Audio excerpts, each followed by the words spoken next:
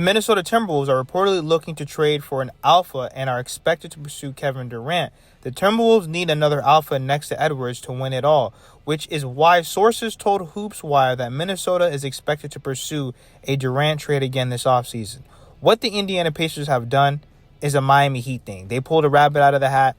They were, in the middle of the Eastern Conference, and boom, now they're in the NBA Finals. That's what the Miami Heat do. Why? That's because they maximize their roster. They have Halliburton. They have Pascal. They were able to make it work. They have a well-rounded team that plays defense, and they have a great flowing offense.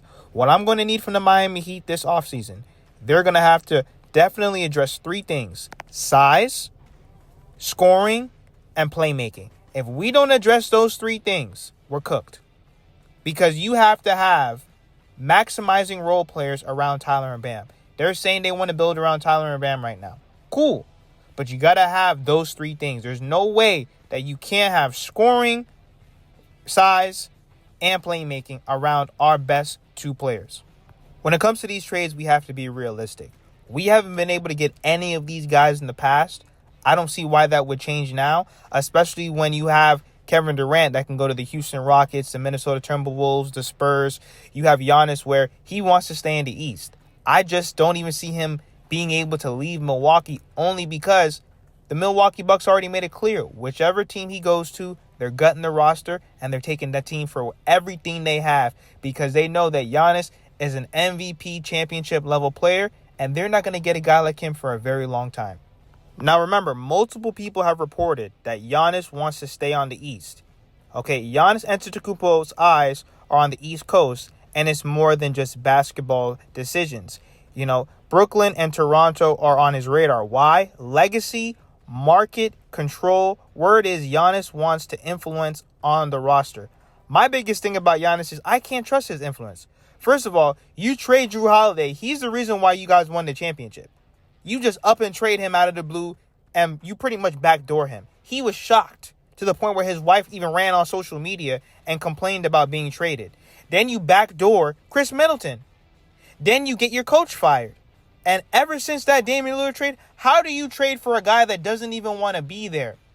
Every single move that Giannis has made has ran them into the ground. I do not trust Giannis making any basketball team decisions, because ever since he traded Drew, backdoor Chris Middleton, got the coach fired, and you go out and go get Doc Rivers, that fraudulent coach, all his decisions have been terrible. The Toronto Raptors are reportedly looking to land a big-name player on the trade market per Windhorse. I don't want to get too far afield from this, but since this has come up, the Raptors are a team that is starting to make noise within the league about looking for a big fish. And obviously, Toronto now has been linked to Giannis Antetokounmpo. And that's what Matt Azuri does. He pulls a rabbit out of the hat. How do you guys think he got Kawhi? Boom! All of a sudden, DeMar DeRozan traded. And at the end of the day, the Toronto Raptors have the pieces to go get a Giannis. But once again, how much are the Toronto Raptors willing to give up for Giannis, and what's going to be left of the team? So this all brings me to the Miami Heat, because once again, we have to be realistic. I do not see the Miami Heat getting Kevin Durant or Giannis Antetokounmpo. We don't have the assets. As much as people say trade Bam, I don't see the Miami Heat doing that. As much as I see trade Tyler Hero, I don't see it happening whatsoever. That means that our core foundational players are still going to be here, and we have to figure out a way to make it work. Like I said, you don't need all these stars and all-stars on your team to win a championship.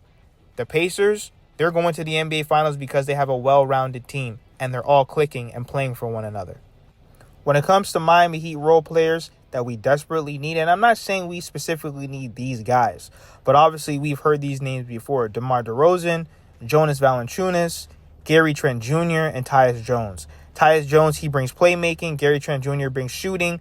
Jonas Valanciunas, he brings size. And DeMar DeRozan is a great role player, especially in that mid-post, which he's obviously known for.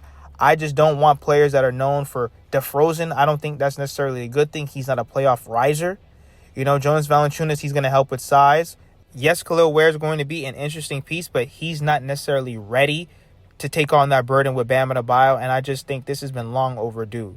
Gary Trent Jr., who knows what we're going to be doing with Duncan Robinson, and you can't really have Burks and Tyler Hero as the only shooters on this roster. Tyus Jones, like I said before, playmaking. This game of basketball, as you can see, look at what Halliburton is doing. And I'm not saying that Tyus Jones can do that on the same level, but playmaking is a very underrated skill in the NBA. Making your bigs, making your playmakers and scorers, making the game easy for everyone is a very underrated skill. And I think that's what the Miami Heat have needed for a long time. Make sure that you hit that subscribe button, and thank you for all the support.